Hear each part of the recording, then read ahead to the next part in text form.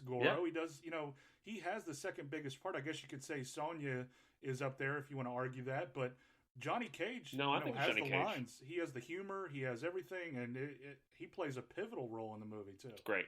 And Yeah, he's great. So, Lyndon Ashby, our boy Terry Tagawa, who's pretty much in every 90s action yeah, movie there yeah. is, I think he's a great Shang Tsung. Oh Oh, man, yeah. he He's crushes like this the role. he's like the Jack Nicholson Joker. It's like I don't Yeah, see you're anybody absolutely right. else playing Shang Tsung but Kerry Tagawa. And And something that's not, I mean, it's not, he's not against type, but he really, he beefs up for this role. yeah, yeah, he does at He the end. looks That great. fight, yeah, yeah, Which I mean, like you think of him in Showdown in Little Tokyo, and he's not out of shape, but he's not muscular. But in this movie, Shang Tsung's rocking some guns. right. And I think like even more watching it again after not seeing it for a while and watching Mortal Kombat, I think like his facial expressions sell It's everything he great. does too. He is so involved in like the part, and Yeah, it's so good, man. your soul is Yeah, mine. It's great. Robin Shu, I believe is how it's pronounced, or Shou, yeah, oh, plays Liu Kang.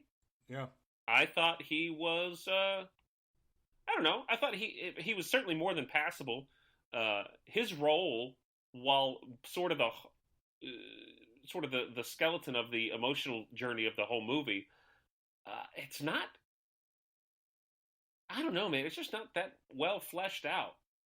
yeah. I agree. I mean, we the movie opens with his kind of with the dream and everything, and Yeah, then news of his brother dying, going back home, and to his clan and everything too, and it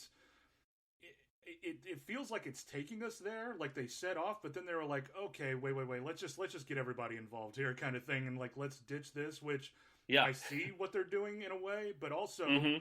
I wish they would have pushed Liu Kang a little bit more, which in the new one this Friday is, and I don't want to keep going back to it without seeing it yet, but No, it's I mean, okay. who's not excited more for the Oh, beef between Scorpion and Sub Zero and to see that come whole on, thing happen? come on. Yeah, Oh, I know they give it quite the backstory. I don't know what that backstory is yet. Don't want to right. know. I kind of guessed it, but I'm so excited to see it. Yeah, So there's a fun little tie-in between Robin Show and Bridget Wilson, and that tie-in is Robin Show was the really good ninja in Beverly Hills Ninja, yeah, yeah, and of course with Chris Farley. That's a movie I saw in the theaters. Terrible movie, but if it had martial arts in it, I was gonna go see it. right. Um, and then Bridget Wilson was, of course, oh, Veronica Vaughn. Yeah. So hot. I want to Want to touch the touch the hiney. hiney? And she's in the movie. And, of course, and Billy Madison. And Chris Farley makes an appearance in that movie. So there's a fun little tie-in for you. Yeah, and I mean, just going to Bridget Wilson too is, Yeah, let's get to her.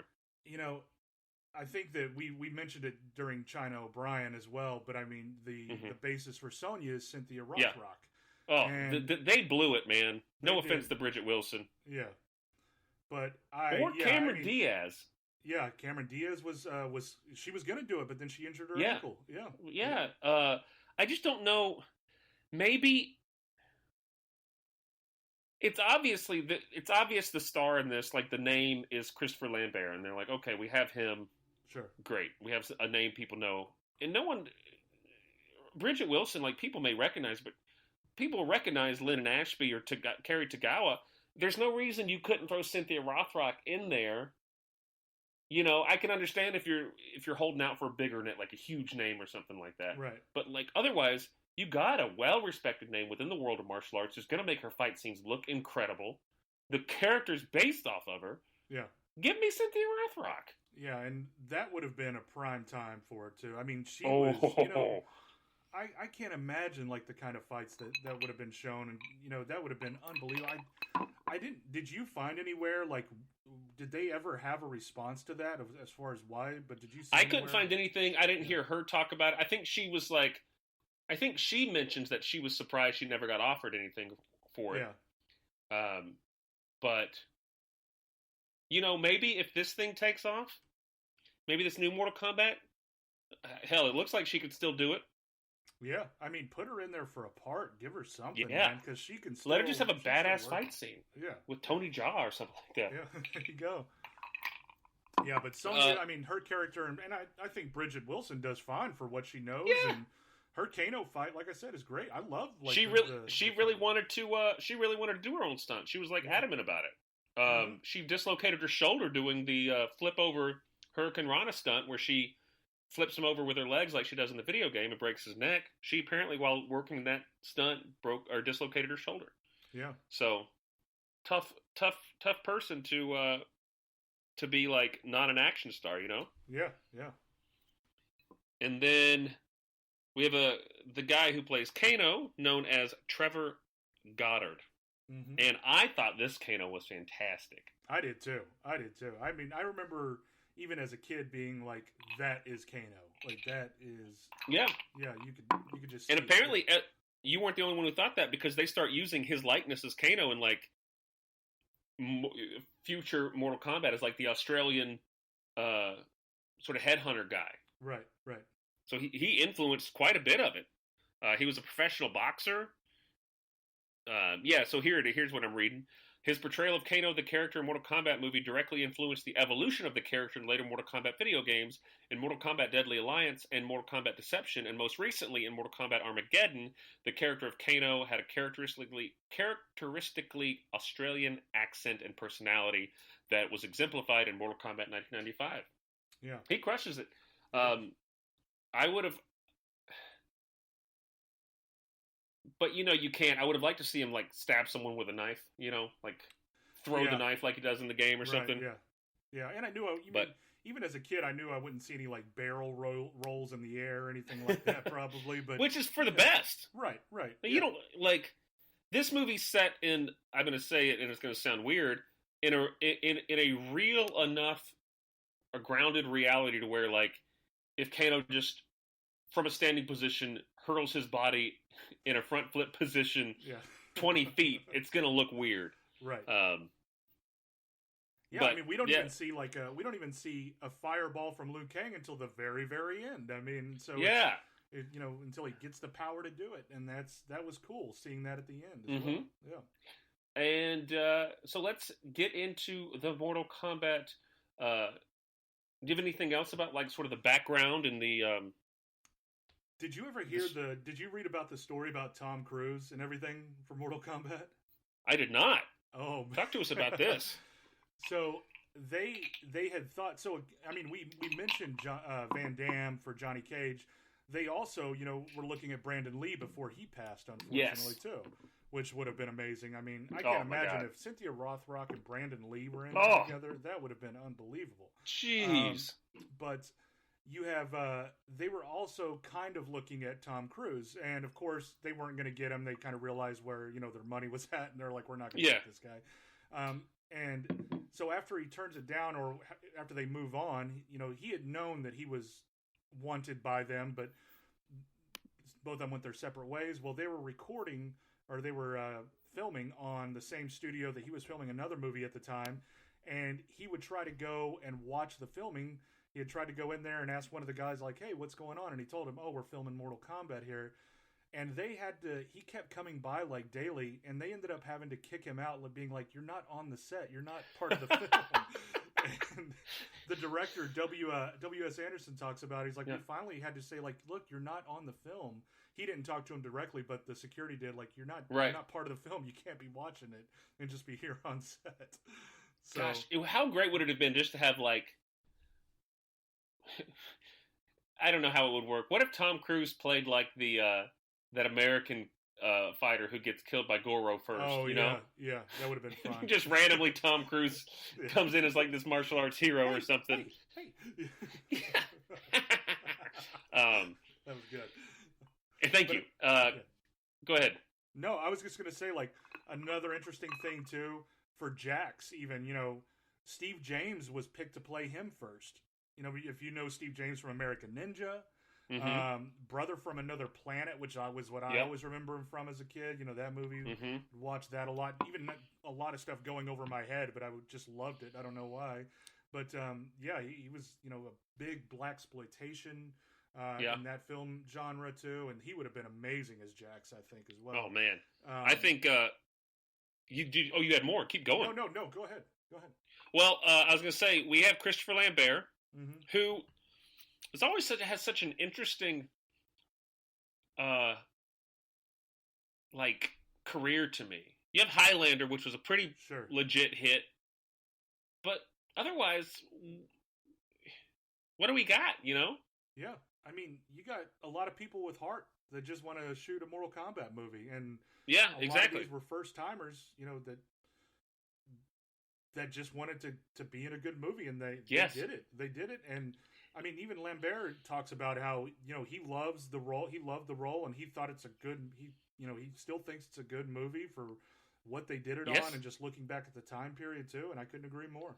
And it's reported that Sean Connery turned down the role. Right? Yeah. Because he was too busy golfing or something like that. Yeah. He specifically talks about how he didn't want a highly physical role at the time, probably for who knows what reason. Also, randomly, I had no idea about this. This would have blew my mind. Steven Spielberg was supposed to be in this movie. Yeah, the cameo on the Johnny Cage first scene. Yeah. Yeah, and which you think the director looks just like Steven Spielberg. Yeah.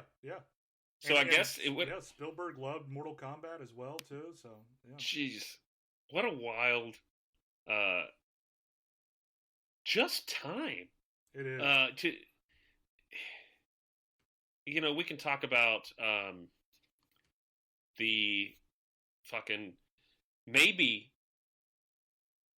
I guess at this point it's debatable as to whether or not Mortal Kombat is the greatest video game to film adaptation. That's maybe you could say something else is. Maybe you're a big fan of the first Resident Evil movie with Mila. Sure. Maybe you're a fan of Tomb Raider with Angelina Jolie. But here's what I don't think is. No one can argue this. This is the greatest video game to film adaptation film soundtrack of all time. Oh man, it is wonderful.